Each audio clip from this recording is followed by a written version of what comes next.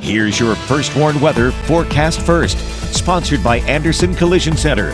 Visit driveanderson.com. It's been a fairly gloomy start to the day across the state line today, as we've had light rain showers to even steady rain showers throughout much of the day, and now even continuing for some of us here into the early evening. Some drier areas starting to work its way in, eventually ending the rain for most of us here into the early evening. But our next chances already developing off to our north and our northwest across portions of Iowa and into southern Minnesota.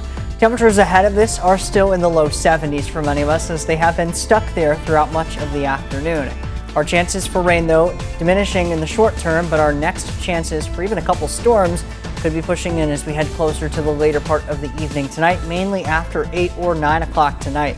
I'll continue to track those storms, as well as explaining how strong they could be and when they will move out of the region, coming up in your most trusted forecast a little later.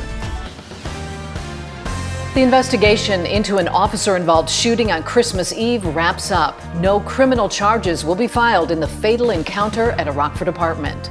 Millions will soon travel for the 4th of July holiday. A look at the potential record-breaking numbers. And the ribbon is cut on a new microbrewery in Belvidere. The challenges the owners face to get to its long-awaited grand opening. Live from WTVO 17.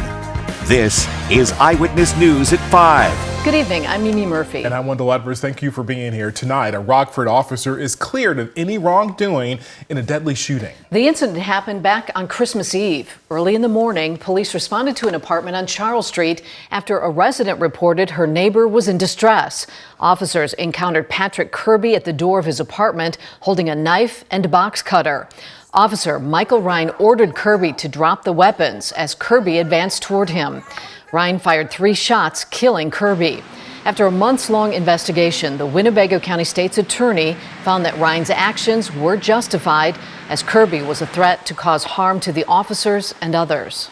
The Lee County Sheriff's Office releases a new tool to help residents. A new app provides county residents quick access to items of public interest, including searchable inmate records, weather service alerts, the ability to pay traffic fines, and quick ways to contact the police. The app is free and available on both Android and Apple. You can find it by searching Lee County Sheriff in the App Store and the Google Play Store. The Rockford Fire Department adds some new recruits to its ranks. Family and friends sat back to watch their loved ones be sworn in today. Chief Michelle Pankow stood on the stage to welcome each recruit to the department. It's taken 2.5 years to reach this point from when the graduates first applied. The department does thorough interviews and background checks on each person. One graduate says the process of becoming a firefighter is difficult, but that this is something he's always wanted to do. I've just grown up in the firefighter community. My dad has been a firefighter on the job for 30 years, so I've been around the community all that time. And I just see them out and about, protecting property, saving lives, and I want to be a part of that team and camaraderie that comes about being with the fire department, and I want to make a difference in the community and give back to what the city of Rockford has given me. Each graduate now looks to complete their probationary requirements, which usually takes a year of work. The Illinois Fire Marshal reminding us all to practice grill safety this holiday weekend. He says more than 10,000 home fires are started by grills every year. To prevent a fire, grills should be placed away from your home or deck or low-hanging branches. Other tips include making sure children and pets stay 3 feet away from a lit grill, checking propane tanks for any leaks before using them, and making sure charcoal is cool before disposing of it. If at any point, though, you smell gas while grilling, he says to immediately get away from the grill and call your local fire department. Millions of Americans will deal with packed airports this 4th of July holiday.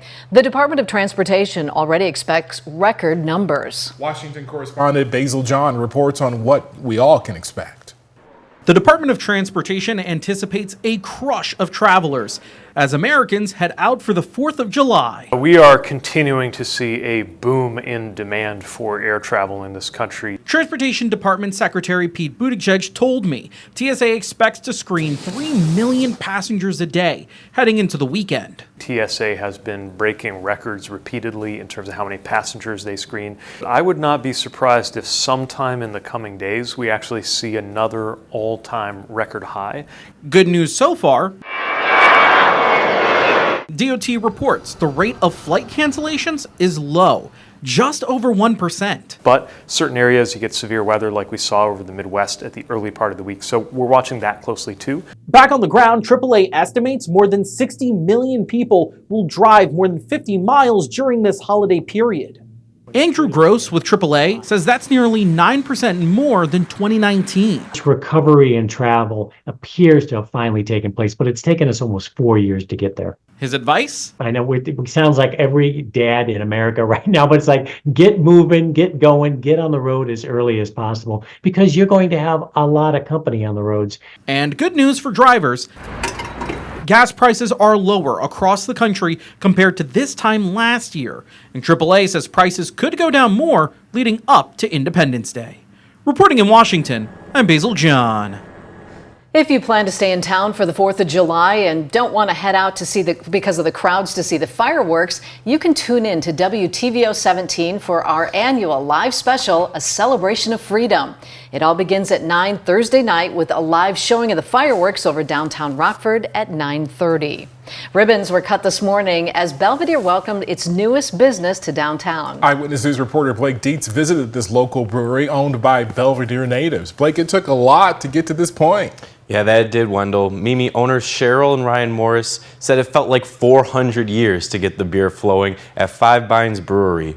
Learning how to brew beer and renovating the 128-year-old building were just a few of the challenges leading to their grand opening. Ryan, a business operations manager by trade, says he's always had a passion for craft beer and microbreweries, but with no experience in beer making, he had to start from scratch, producing his first brew in 2017.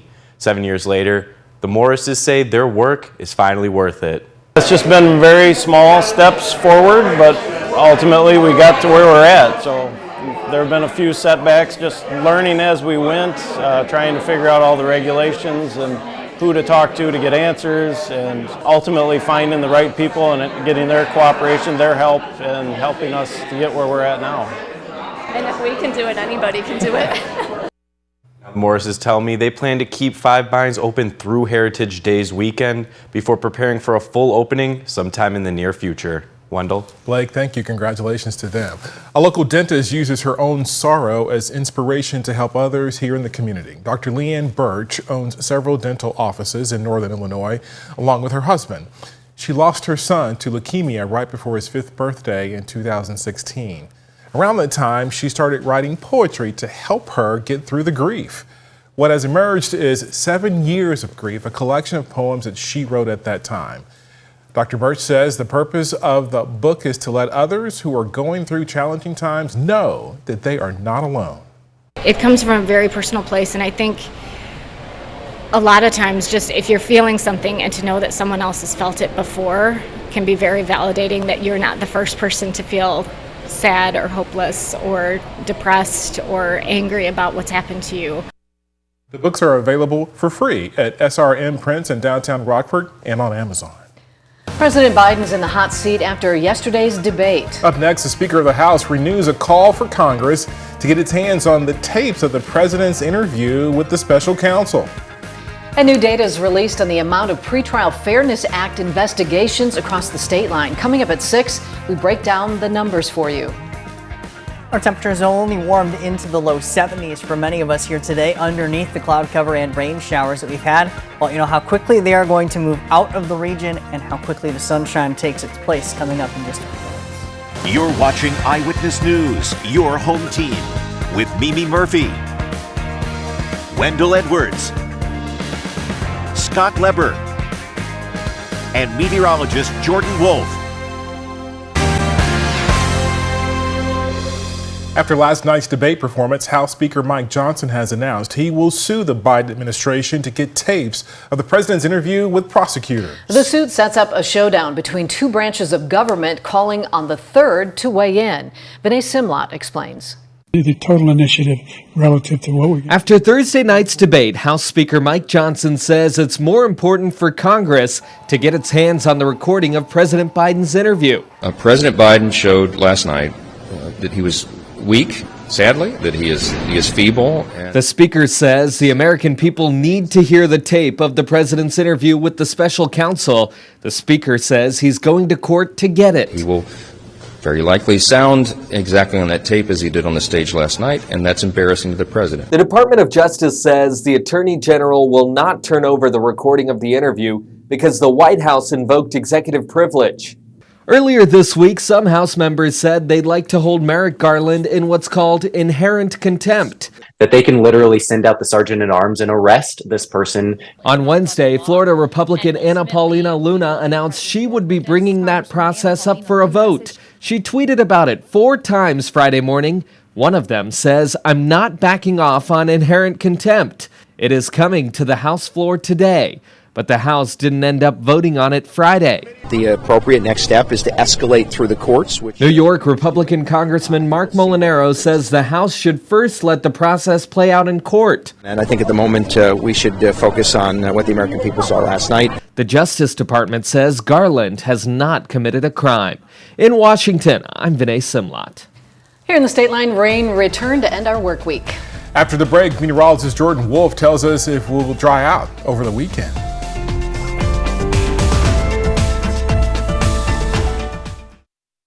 Now, your First Warn weather forecast from meteorologist Jordan Wolf. Light rain has been the story through much of the day today, and we've actually seen some pretty decent rainfall totals across the state line from a lot of that rain, and that included just under 1/2 of an inch of rain in Rockford as well as in Rochelle, around 4/10 of an inch of rain in DeKalb, if I'm rounding up, nearly an inch of rain out in Savannah, and over 1.5 inches of rain out in Galena. Some other spots didn't necessarily pick up any rain, but we might still be waiting on a couple of those reports to come in from those observation sites at the airports. Nonetheless, it's been a really rainy and gloomy day across much of the state line. Most of this rain is starting to move out of the region, sinking as far south as I-88 in some spots, but we are seeing the return of some additional rain showers developing now off to our north and our northwest that will eventually take its place as we head into the evening and overnight hours. Rockford, at least in areas to the west, have started to dry out and will remain the case at least for a few more hours. Closer to I-88 and down south of that, still seeing some of that light rain ongoing even here late into the evening. Our SkyTrack camera out in Freeport, though we are dry, still holding on to the overcast skies. SkyTrack camera out that direction is sponsored by the Rockford Career College.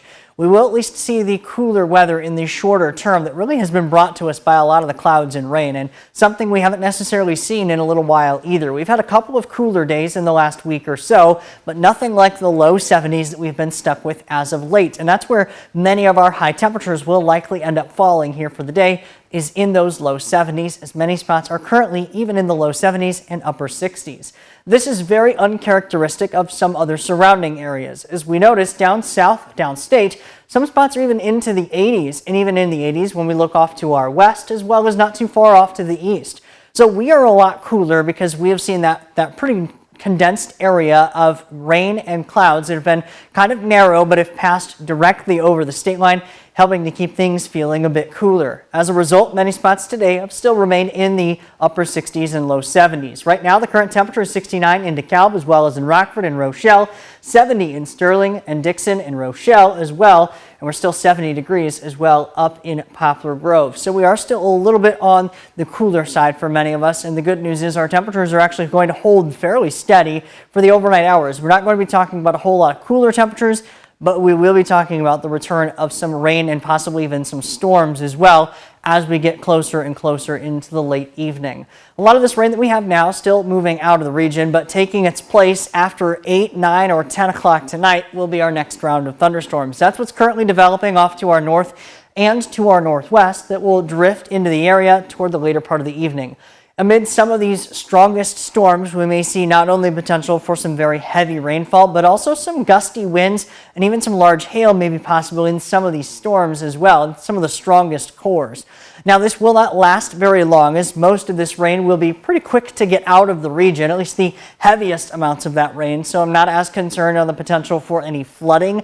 However, if we see any of those storms linger a little bit longer, we could see that potential for flooding increase a little bit as we head into tomorrow morning. We could hold on to at least a chance for a few spottier showers once we get beyond midnight, but I'm not thinking we're going to be seeing a whole lot of widespread rain and storms once we get beyond there.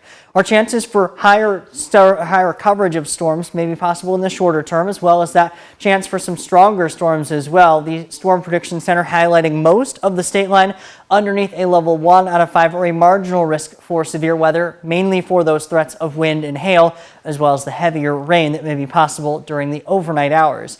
Now, the good news is that also brings a cold front into the region. That cold front passes as we head into tomorrow. We are still fairly warm tomorrow during the afternoon, though, getting up to 86 after our chances for rain move out of the region very early in the day.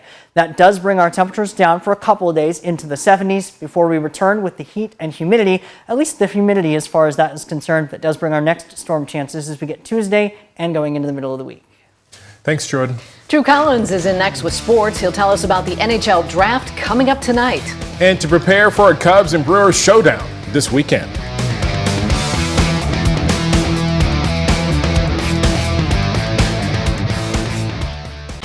Now sports with Drew Collins. It's an exciting time to be a Blackhawks fan. Yesterday, Connor Bedard won Rookie of the Year award, and this is what he had to say about the big honor. Calder Trophy goes to Connor Bedard. The